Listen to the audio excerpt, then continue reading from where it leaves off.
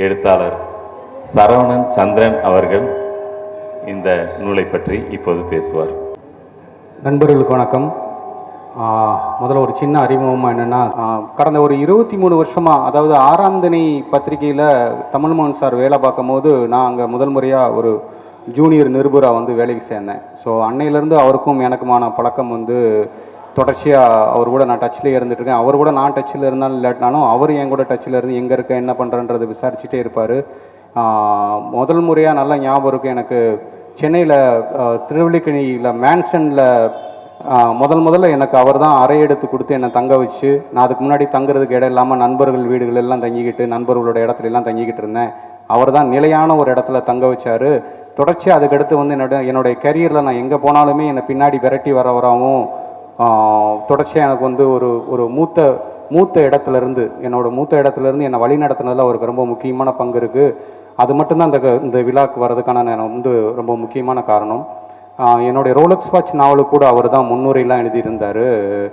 So நானுமே தமிழ்மோகன் சாரோட நான் படிக்கிற காலத்துலேருந்து 6ஆம் திணையில் வேலை பார்க்குற காலத்துலேருந்தே தமிழ்மோகன் சாரோடைய லிட்ரரி ஒர்க்ஸ் இருக்கு இல்லைங்களா, அதை வந்து தொடர்ச்சியாக ஃபாலோ பண்ணிகிட்டு இருக்கிறேன். அவருடைய எல்லா கதைகளுமே அவருடைய அதுக்கு முன்னாடி 6ஆம் திணையில் வேலைக்கு சேர்கிறதுக்கு முன்னாடி இருக்கக்கூடிய அத்தனை புத்தகங்களுமே நான் வந்து ஒரே வார காலகட்டத்துக்குள்ளே வந்து நான் படித்து அவர்கிட்ட அதுக்கு சம்மந்தமான உரையாடல் எல்லாமே நான் பண்ணிக்கிட்டு இருக்கிறதுன்னு ஒன்று இருக்கு இல்லைங்களா. ஸோ அதனால் அவருடைய புனை உலகத்தை வந்து நான் நெருக்கமாக அறிவேன். நெருக்கமாக பல ஆண்டுகளாக, அதாவது ஒரு 23 வருஷங்களாக அவருடைய ஒவ்வொரு இன்ச் பை இன்ச்சாக அவருடைய நகர்வு எல்லாத்தையும் நான் வந்து ரொம்ப நெருக்கமாக நான் பார்த்துக்கிட்டு இருக்கிறேன். அதில் எனக்கு ரொம்ப குறிப்பாக வந்து சொல்கிற விஷயம் வந்து என்னென்னு கேட்டிங்கன்னா, இந்த பத்திரிகை உலகத்தில் இருக்கிறவங்களுக்கு ஒரு சின்ன சாபக்கேடு இருக்குது. என்னென்னா, பத்திரிகை உலகத்தில் இருக்கும்போது அதோடைய டெட்லைன் ப்ரெஷரு, அதுக்கு அந்த ஃபார்மெட்டுக்குள்ளே சிக்கி எழுதும் போது நம்ம என்ன பண்ணுவோம்னா தங்களுடைய புனைவு மொழியை வந்து இழந்துருவோம். அந்த லிட்ரரி ஒர்க்ஸ்க்கான அந்த குவாலிட்டிஸ் எல்லாத்தையுமே இழந்துருவோம். அது வந்து அதை தக்க வைக்கிறது வந்து ஒரு பெரிய போராட்டம் இருக்கும். நல்ல எழுத்தாளர்களாக இருப்பாங்க, அவங்க திடீர்னு ஒரு பத்திரிகையில் ஒரு 6 வருஷம் வேலை பார்த்துருப்பாங்க. அந்த 6 வருஷத்தில் வந்து வேறு எதுவுமே வந்து தனித்த புத்தகங்களை வந்து எழுதாமல் இருப்பாங்க. குறிப்பாக அதுலேயும் வந்து புத்தகங்களில் புனைவு இந்த மாதிரியான விஷயங்கள் இருக்கு இல்லைங்களா, அதை வந்து எழுதாமல் இருப்பாங்க. ஆனால் தமிழ்மோகன் சார் பார்த்தீங்கன்னா அவர் வந்து ஒரு சினிமா பத்திரிகையாளராகவும் இருந்திருக்கிறாரு, அது வெவ்வேறு பொறுப்பில் வந்து அரசியல் நிருபராகவும் இருந்திருக்கிறாரு, வெவ்வேறு பொறுப்புகளையும் இருந்திருக்கிறார். அந்த வழியில் வந்து அவர் வந்து தொடர்ச்சியாக வந்து தன்னோட புனை உலகத்தை, இப்போ நான் சொல்கிறது பார்த்தீங்கன்னா நான் அவருக்கு அறிமுகமாகிறதுக்கு ஒரு 15 வருஷத்துக்கு முன்னாடி இருந்து எழுதிட்டு இருக்கிறாரு. அப்படி இப்போ கணக்கு போட்டிங்கனாலுமே ஒரு 35-36 வருஷமாக தொடர்ச்சியாக வந்து இந்த புனை உலகத்துக்குள்ளே இயங்கிறதுக்கான அந்த மொழியை தக்க வைக்கிறது, இந்த வாழ்க்கை பாடுகள், இந்த பத்திரிகை உலக பாடுகள் நடுவுலையும் அந்த மாதிரி வந்து ஒரு தீவிரத்தன்மையோடு செயல்படுறதுங்கிறது வந்து எனக்கு ரொம்ப ஆச்சரியமான விஷயமும் அதுதான் வந்து நான் அங்கே வந்து பதிவு பண்ண விரும்பினேன். அப்புறம் அவருடைய ஒர்க்கில் வந்து நான் ரொம்ப முக்கியமாக வந்து எப்படி பிரிப்பேன்னு கேட்டிங்கன்னா, பொதுவாக தமிழ் இலக்கிய உலகத்தில் வந்து என்ன சொல்லுவாங்கன்னா, மேற்கு மாவட்டங்கள் அதோடைய கிராமம் சார்ந்த வாழ்க்கைகள், அப்புறம் தென் மாவட்டம் கிராம வாழ்க்கை, வட மாவட்டம் சார்ந்த கிராம வாழ்க்கை எல்லாம் வந்து இந்த இலக்கியத்தில் பதிவு பண்ணப்பட்டிருக்கு. அது நிறையா வந்து அவார்டை வந்து பேக் பண்ணியிருக்கு. நிறைய அவார்ட்ஸ்லாம் வாங்கியிருக்கு, எல்லாமே பண்ணியிருக்குது. அந்த வாழ்க்கை வந்து ரத்தம் சதயமாக சொல்லப்பட்டிருக்கு. ஆனால் அந்த சென்னைக்குள்ளே ஒரு கிராமம் இருக்குது அப்படிங்கிற ஒரு விஷயம் இருக்குது இல்லைங்களா, அது வந்து இது வரைக்கும் யாரும் வந்து பெரிய அளவுக்கு பதிவு பண்ணலை. ஸோ தமிழ்மோகன் சாருடைய நாவல்களில் வந்து அந்த சென்னைக்குள்ளே இருக்கக்கூடிய பிரத்யேகமான கிராமம், இந்த மாதிரியான ஒரு வாழ்க்கை தான் அவரோட யூனிக்கான விஷயம் அப்படிங்கிற மாதிரி நான் நம்புகிறேன் நான். ஸோ அந்த கிராம வாழ்க்கை, சென்னைக்குள்ள உள்ள கிராமத்தை கொஞ்சம் ஆத்தென்டிக்காக எழுத முடியும் அப்படிங்கிறது அவருடைய வெட்டுப்புலி நாவல்லேருந்து தொடர்ச்சியாக வந்து அவர் அதை பதிவு பண்ணிக்கிட்டே வராரு.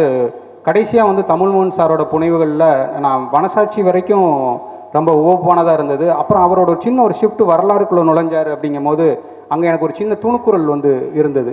ஏன்னா அது வரலாறுங்கிறது வந்து ஒரு ஒட்டுமொத்த வரலாறு அப்படின்னு இல்லாமல் ஒரு தனித்த ஒரு இனக்குழுவோட வரலாறு அப்படிங்கிற போது நுழைஞ்சு அதோட தன்னை வந்து அடையாளப்படுத்தி அதன் வழியாக போகும்போது வந்து என்ன கேட்டிங்கன்னா அது சார்ந்த கேள்விகள்லாம் எனக்கு நிறையா இருந்தது. ஏன் இப்படி வந்து ஒரு படைப்பாளி வந்து அந்த மாதிரி பண்ணணுமா அப்படின்ற கேள்விகளும் எனக்கு எழுந்தது. அப்புறம் நான் ரொம்ப ஆழமாக யோசிச்சு பார்த்தேன். இது என்னென்னு கேட்டிங்கன்னா, இந்த காலம்ங்கிறது வந்து ஒவ்வொரு இனக்குழுவுமே தங்களுடைய பெருமைகளையும் பெருமிதங்களையும் கடந்த கால வரலாற்றுலேருந்து எடுத்து முன்வைக்குது. அந்த முன்வைக்கும் போது அதில் வந்து ஒரு படைப்பாளியும் அதோடு இணைந்து போகிறது அப்படிங்கிறது வந்து எல்லா பக்கமுமே ரொம்ப இயல்பாக தான் இருந்துகிட்ருக்கு. இப்போ நீங்கள் ஆப்பிரிக்கன் பழங்குடிகளில் இனக்குழுவில் இருக்கக்கூடிய வந்து சினுவாச்சிபி அவருடைய இனக்குழு வரலாறு எழுதுறாரு. கீராஜநாராயணன் வந்து அவர் ஒரு இனக்குழு சார்ந்த ஒரு வாழ்க்கையை வந்து எடுத்துகிட்டு வராருங்கும் போது இது ஒன்றும் பெரிய விஷயம் இல்லை அப்படிங்கிறது தான் எனக்கு தோணுச்சு. ஆனால் அதில் வந்து ரொம்ப ஒரு முக்கியமான விஷயம் இருக்குது. நம்ம வந்து அந்த பெருமிதம் இந்த மாதிரியான விஷயங்கள்லாம் எடுத்துகிட்டு வர்றதுங்கிறது வந்து அந்த வரலாற்றிலேருந்து நம்ம ஊக்கம் பெறுறதுக்கு, அந்த வரலாற்றிலேருந்து நம்ம ஊக்கம் பெறதுக்கு எடுத்துகிட்டு வரோமா, இல்லை அந்த பெருமிதத்தை கட்டமைச்சு நம்ம வேறு ஏதோ வெளியில் வந்து நம்ம ஒரு காலத்தில் ஒடுக்கப்பட்டவராக இருந்தோம், பின்னால் வந்து நம்ம வந்து இதையும் வந்து இந்த வரலாறு இந்த பின்புலத்திலாம் வந்து என்ன கேட்டிங்கன்னா ஒரு ஒடுக்கப்படுற ஒரு ஒரு விஷயத்துக்கு வந்து பின்புலமாவோ ஒரு ஆணியாவோ வைக்கிறோமா அப்படிங்கிறதுல வந்து ஒரு ரொம்ப கான்சியஸாக இருக்குது. ஒரு இடத்துல வரலாறு ஊக்கமாக இருக்கிற வரலாறு வந்து என்ன கேட்டிங்கன்னா அந்த மாதிரி வரும்போது தான் வரலாறுங்கிறதே வந்து சாபக்கேடாகவும் மாறுது. ஸோ வந்து இந்த வரலாறு தொடர்ச்சியாக எப்படி எடுத்துப்பட போகுது அப்படிங்கிறதுல தான் இன்னும் எதிர்காலத்தில் வந்து தமிழ்மகன் சாரை வந்து நான் வந்து அது பொலிட்டிக்கலாக மதிப்பிடுவேன் அப்படிங்கிறது விஷயம் இருக்கு இல்லைங்களா. இப்போயும் வந்து எனக்கு கேட்டிங்கன்னா எனக்கு அதில் ஒரு கவனம் இருக்குது, அதில் எனக்கு ஒரு கவனம் இருக்குது. என்னுடைய குருநாதர் தான், என்னுடைய ரோலக்ஸ் வாட்ச் என்ன புத்தகங்கள்லாம் எழுதினவர் தான். ஆனாலும் எனக்கு அதில் வந்து ஒரு கவனமும் ஒரு துணுக்குறலும் ஒரு சின்னதான வந்து என்ன கேட்டிங்கன்னா ஒரு கவனமாக ஒரு இடத்துல போவோம் அப்படின்னு ஒன்று இருக்கு இல்லைங்களா, அந்த கவனம் இருக்குது. ஸோ அது எதிர்காலத்தில் எப்படி இருக்குது அப்படிங்கிறத வந்து காலம்தான் தீர்மானிக்கும். மற்றபடி இந்த ஞானம் அப்படிங்கிற வரலாற்று புனைவு நூல் எனக்கு என்ன தந்தது அப்படிங்கும் போது நான் யோசிக்கும் போது என்னென்னா, நமக்கு முன்னோர்கள் ஒருத்தங்க இருந்திருக்கிறாங்க. அவங்க வந்து எப்படின்னா கஷ்டப்பட்டு வந்து என்ன கேட்டிங்கன்னா ஒரு மாட்டு வண்டியை பிடிச்சி போய் செஞ்சு அவரெல்லாம் எவ்வளோ கஷ்டப்பட்டுருக்கிறாருங்கிறது வரிக்கு வரி தெரியுது. ஒவ்வொரு இடத்துலையும் வந்து அந்த வரலாற்று எடுக்கும் போது ஆங்கிலேயர்களை போய் பார்த்தது செஞ்சது பண்ணது. இன்றைக்கி மன்றம் வந்து ஒரு பக்கத்தில் ஹீரோவாக இருக்கிறாரு, ஆனால் இன்னொரு இனக்குழு மக்களுக்கு வந்து அவரே வந்து வில்லனாகவும் மாறி இருக்கிறாரு. ஸோ அந்த வரலாற்றின் வழியாக வந்து தேடி அவங்களோட ஒரு அயற்சி அடையாத பயணமும் அந்த லட்சியவாதம்னு சொல்கிறோம் இல்லைங்களா.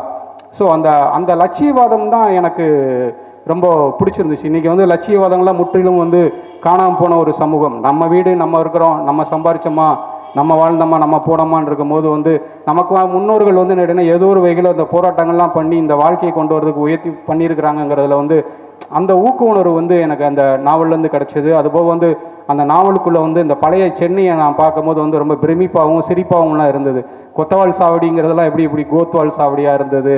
அப்புறம் வள்ளலாரெல்லாம் வந்து தமிழ்மகன் சார் அந்த இடத்துல மிகச்சரியாக வந்து ஒரு புனைவெழுத்துக்கான ஒரு சுதந்திரத்தை பயன்படுத்தி வள்ளலார் கேரக்டரை கொண்ட விதமாக இருக்கட்டும், அவருக்கு ஒரு எமோஷனல் ஆங்கிளில் வந்து ரத்னம்ன்ற கேரக்டர் வழியாக கொடுத்த விதமாக இருக்கட்டும், இது எல்லாமே வந்து என்ன கேட்டிங்கன்னா ரொம்ப ஒரு புதுசான ஒரு வரலாற்று புனைவு நூலை வந்து நம்ம படிக்கிறோம் அப்படிங்கிற ஒரு இடம் இருக்கு இல்லைங்களா.